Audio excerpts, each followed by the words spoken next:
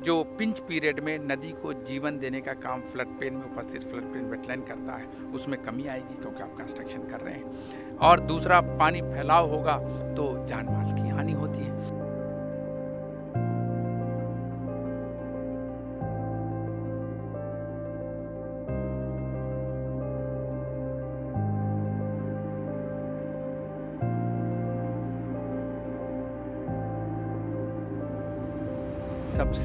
सबसे बड़ा जो एनक्रोचर है वो राजा है, मतलब सरकार है। एक सरकार ने अक्षरधाम बनवाया, दूसरी सरकार ने खेलगांव बनाया। इस वक्त मैं सिग्नेचर ब्रिज पर हूं और मेरे पीछे आप ये जो पुल देख रहे हैं, ये वजीराबाद का पुराना पुल है, जो कि वजीराबाद बराज भी है। और इस बराज से लेके ओखरा बराज तक, जो कि दिल्ली में पूरा एरिया आता है, इस पूरे एरिया की दूरी 22 किलोमीटर है। 11 जुलाई को जब यमुना का जलस्तर बढ़ा और वह बढ़कर 208.66 मीटर की ऊंचाई पर पहुंच गया और पूरी दिल्ली में बाढ़ जैसा माहौल हो गया। यहां तक कि लाल किला और सुप्रीम कोर्ट तक पानी पहुंच गया। सिविल लाइन का एरिया डूब गया। 25,000 से ज़्यादा लोगों को विस्थापित करना पड़ा, जिसके बाद यह सवाल उठा कि क्या जो यमुना का जलस्तर बढ़ा है और जिसकी वजह से बाढ़ आई है, इसके लिए जिम्मेदार केवल हथनी कुंड से छोड़ा गया पानी है या और भी कई कारण हैं?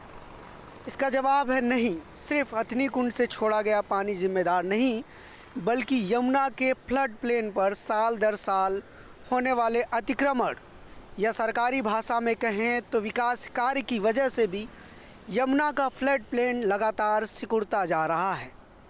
यमुना के फ्लड प्लेन के सिकुड़ने का नतीजा ये हो रहा है कि यमुना को जो बाढ़ को झेलने की जो यमुना की कैपेसिटी है, वो लगातार कम होती जा रही है। इस मैप में आप देखिए कि यमुना अगर फ्लो में बहे और उसका फ्लड प्लेन खाली रहे तो कितना ज़्यादा उसका फ्लड प्लेन खाली रहेगा और कितने अच्छे से वह बह रही है। लेकिन ये दूसरा मैप देखिए, जो यमुना के फ्लड प्लेन में अतिक्रमण का मैप है, विकास कार्यों का मैप है, जिसकी वजह से यमुना का फ्लड प्लेन पूरी तरह से बाधित है। अब इन दोनों मैप की तुलना कीजिए, एक जिसमें यमुना निर्बाध तरीके से बह रही है, दूसरा जिसमें इतने ज़्यादा कंस्ट्रक्शन हो गए हैं कि यमुना के लिए स्पेस ही नहीं बच रहा है।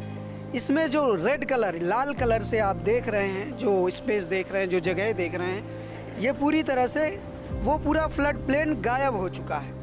जो पीले कलर का आप देख रहे हैं वो थ्रेटेंडेड स्थिति में है कि वो कभी भी गायब हो सकता है। आप देखिए, कोई नदी है, जब बाढ़ आती है तो नदी फैलती है, पानी फैल जाता है। लेकिन अगर वो पानी के फैलाव की जगह जो फ्लड प्लेन है, उसमें आपने कुछ भी अगर कंस्ट्रक्शन किया है तो फ्लड प्लेन सिकुड़ गया तो पानी ऊपर उठेगा। और जब ऊपर उठेगा, जगह नहीं है तो पानी तो ऊपर उठेगा। पहले ऐसे फैलता था, ऊपर उठेगा तो नेबरिंग एरिया में फ्लड चला जाएगा। तो एक तो जो पिंच पीरियड में नदी को जीवन देने का काम फ्लड प्लेन में उपस्थित फ्लड प्लेन वेटलैंड करता है, उसमें कमी आएगी क्योंकि आप कंस्ट्रक्शन कर रहे हैं। और दूसरा, पानी फैलाव होगा तो जान माल की हानि होती है। अब यही वजीराबाद का ही हम देख लें तो ये देखिए मजनू का टीला, ये जो एरिया आप देख रहे हैं, ये पूरा मजनू का टीला एरिया है और ये एकदम बिल्कुल नदी के किनारे, नदी के रेड जोन पर बसा हुआ है।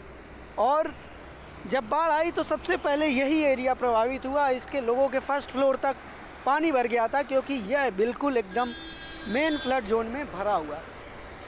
इसके अलावा इस 22 किलोमीटर के स्ट्रेच में वजीराबाद से अगर हम ओखला तक जाते हैं तो कुल 26 ब्रिज हैं और 4 अंडर कंस्ट्रक्शन है। आप यही देख लीजिए, सिर्फ 300 मीटर के दायरे में सिग्नेचर ब्रिज से वजीराबाद के जो पुराना पुल है, इसके दायरे में 3 ब्रिज बन चुका है।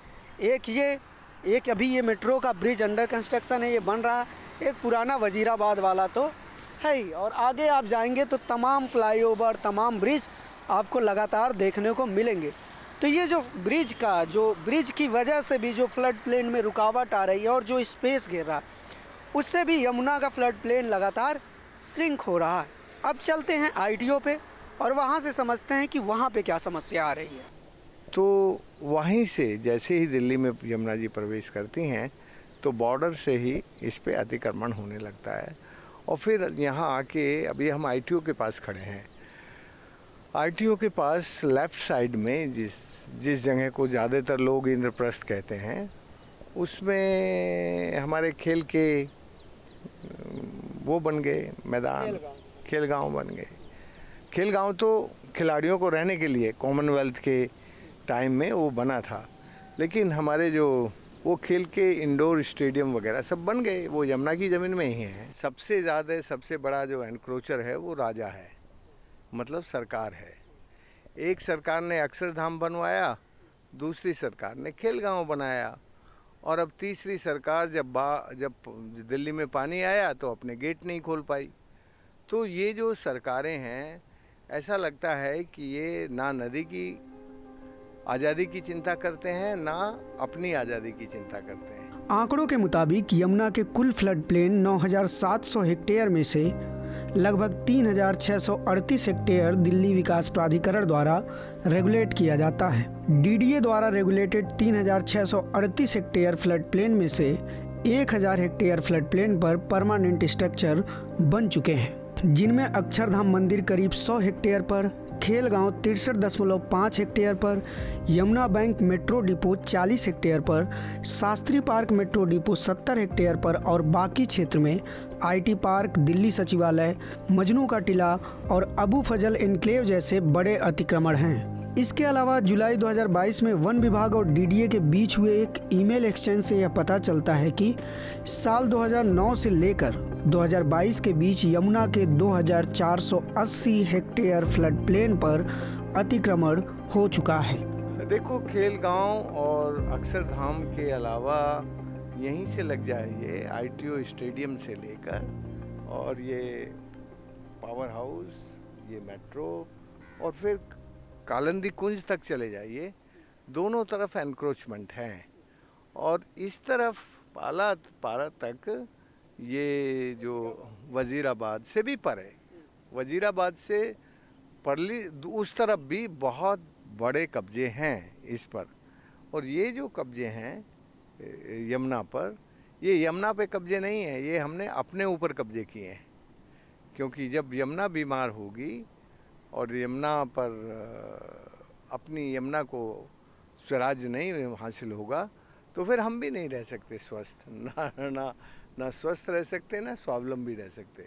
तो ये जो यमुना पर कब्जे हैं वो तो दिल्ली में जहाँ से यमुना जी प्रवेश होती हैं और जब तक दिल्ली से यमुना जी बाहर निकलती हैं, दोनों तरफ पूरे कुछ जगह कब्जे हैं।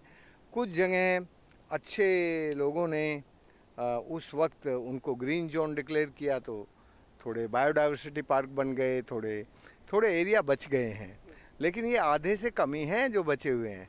आधे से ज़्यादा तो फ्लड प्लेन अब एनक्रोच्ड हो चुका है। क्योंकि नदी को अक्सर हम जब देखते हैं तो उसके मेन चैनल की तरह देखते हैं। पानी जो बह रहा है अक्सर सब लोग साधारणतः उसी को नदी कहते हैं, लेकिन नदी वहाँ रुकती नहीं है। क्योंकि अगर सिर्फ चैनल की परिकल्पना से नदी चलेगी तो लंबे वक्त तक जी नहीं सकेगी।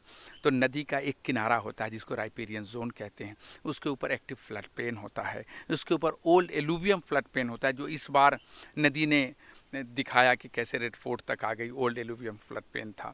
उसके ऊपर एम्बैंकमेंट होता है, जो दिल्ली में सड़कें हैं, बांध बनी हुई है।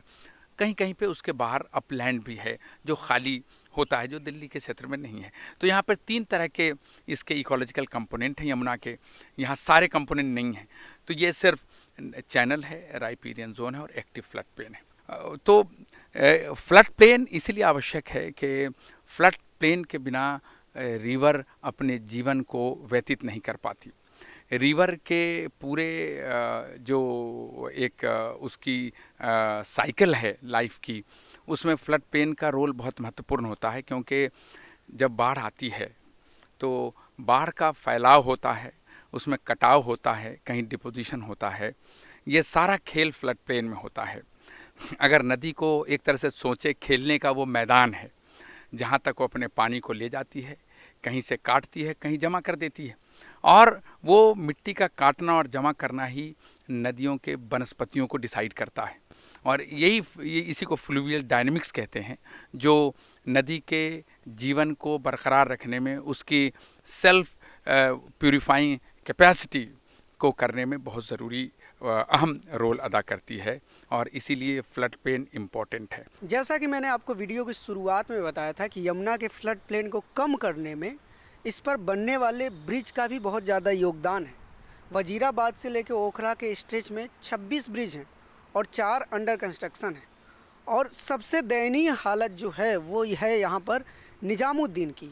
ये जो ब्रिज सराय काले खां और अक्षरधाम को कनेक्ट करता है, यहाँ पर 4 बैक टू बैक ब्रिज बना दिए गए हैं 3 से 4 लेन के, जिसकी वजह से हुआ यह है कि यहाँ पर यमुना के लिए एक बॉटल नेक सिचुएशन बन गई है। ये आप ग्राफिक्स में देख रहे होंगे कि यमुना अचानक से यहाँ निजामुद्दीन आते आते पतली हो जा रही है। इसके बाद से ये जो बॉटल नेक का सिचुएशन बन रहा है, इसका यमुना के हाइड्रोडायनेमिक्स पे तो इम्पैक्ट तो पड़ता ही है, साथ ही साथ जब बाढ़ की स्थिति होगी, पानी ज़्यादा होगा यमुना में और अचानक से यहाँ पे बॉटल नेक की सिचुएशन होगी, तो उस समय 2 ही चांस हो सकते हैं। या तो ये पुल बह जाएगा या फिर रिवर बैक फ्लो करेगी और पीछे के जो इलाके हैं उनमें पानी का स्तर बढ़ेगा और पीछे के इलाके डूब जाएंगे। इसके अलावा भी एक ब्रिज बना हुआ है, मेट्रो ब्रिज यहाँ पर। तो ये जो पुलों का कंस्ट्रक्शन यमुना पे हो रहा है, इनको लेकर भी इनका भी काफ़ी इम्पैक्ट पड़ रहा है यमुना के फ्लड प्लेन पर। क्योंकि जैसा मैंने बताया कि चैनल की भी एक इकोलॉजी है, उसकी एक अपनी टेक्निक है चैनल मैनेजमेंट की। सेल्फ जो रेगुलेटरी सिस्टम है उसमें पानी का वेलोसिटी बहुत इम्पॉर्टेंट रोल अदा करता है। और जब बॉटल नेक होगा तो ऑब्वियसली जो नैसर्गिक पानी का फ्लो है वो प्रभावित होगा। कहीं वेलोसिटी बढ़ेगी, कहीं रिड्यूस होगी, और जहाँ वेलोसिटी बढ़ेगी वो डिवास्टेटिंग होगी। एक और बात जो बहुत ध्यान देने योग्य है वह यह है कि जो यमुना के किनारे जो पुल बन रहे हैं, जो ब्रिज बनाए जा रहे हैं, चाहे मेट्रो के हों चाहे किसी और के, वो उनका जो स्लैब बनाया जा रहा है वो सारे प्लांट भी फ्लड प्लेन में ही है। ये देखिए, ये यमुना है और इसके जस्ट बगल में ये सब यहाँ पर पूरा कंस्ट्रक्शन का काम चल रहा है। और ये जो देख रहे हैं आप स्लैब, ये सब कुछ भी यहीं बनाया जा रहा है। तो होता ये है कि जो इन सब को बनाने में जो इसका कचरा बाद में बचता है, चाहे वो मलबे के फॉर्म में बचता हो या कंक्रीट हो या किसी भी तरह का, वो भी इसी फ्लड प्लेन में डंप हो जा रहा है, जिसका नतीजा ये है कि ये लगातार सिंक हो रहा है। आप देखिए, ये पूरा एकदम हर तरह की कंस्ट्रक्शन मशीन है, यहाँ पर सारी चीज़ें हैं और ये सब कुछ फ्लड प्लेन में हो रहा है। पक्की सड़क तक बन गई है एकदम यमुना के जस्ट बगल तक। ये देखिए, ये पक्की सड़क जो आई है ये यहाँ तक आ रही है और इससे ये सब कुछ हो रहा है यमुना के फ्लड प्लेन में। ऐसा नहीं है कि सिर्फ सरकारी और गैर सरकारी बड़े बड़े स्ट्रक्चर ही यमुना के फ्लड प्लेन में बसे हुए हैं, कुछ गांव और कुछ रिहायशी इलाके भी यमुना के फ्लड प्लेन में बसे हुए हैं। जैसे कि अभी मैं जिस जगह पे हूँ, यह पुस्ता रोड है, यह दूसरा पुस्ता है और यह खजूरी खास से होकर शास्त्री पार्क की तरफ जाता है। और ये देखिए, ये पूरा फ्लड प्लेन का एरिया है, यहाँ तक बाढ़ का पानी आया हुआ है। और ये जो आप इधर मेट्रो का स्ट्रक्चर देख रहे हैं, ये पुस्ता रोड है, यहाँ तक यमुना के आने का पूरा जगह बना हुआ है और बाढ़ का पानी यहाँ तक आया भी हुआ है।